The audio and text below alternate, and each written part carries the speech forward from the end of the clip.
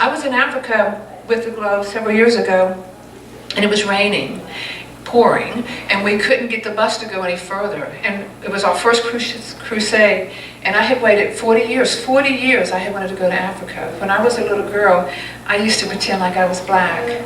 I didn't even realize what it was. I just have a heart for the African people.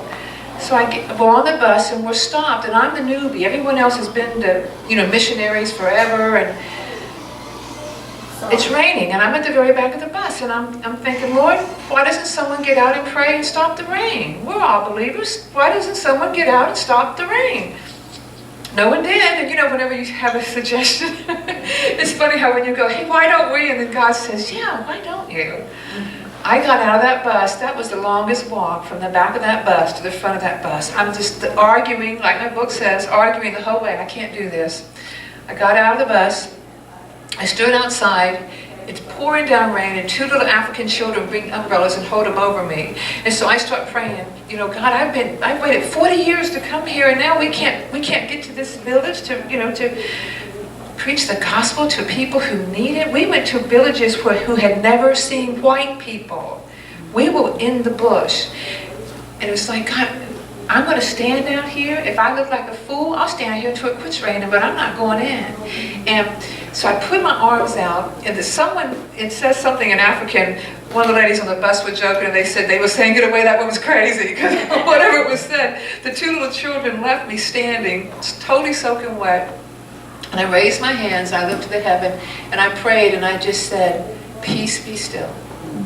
And as I looked up, the clouds literally opened up and quit raining. The rain came from that. We were there 30 days. Every time after we shared the gospel, the rain came. Because the rain is a blessing and they need it. But they didn't need it before they could get the word. And yet here I have an abscess, so I can't get my tooth to quit hurting. That's what the enemy would do to you. That's what he would say to you. So if whatever it is you're praying for, it doesn't happen right away, it doesn't mean it doesn't happen, and it doesn't mean God isn't still in the healing business. I mean, sometimes you pray for someone and they're healed immediately. Sometimes you pray for a lot, you pray more, you pray longer.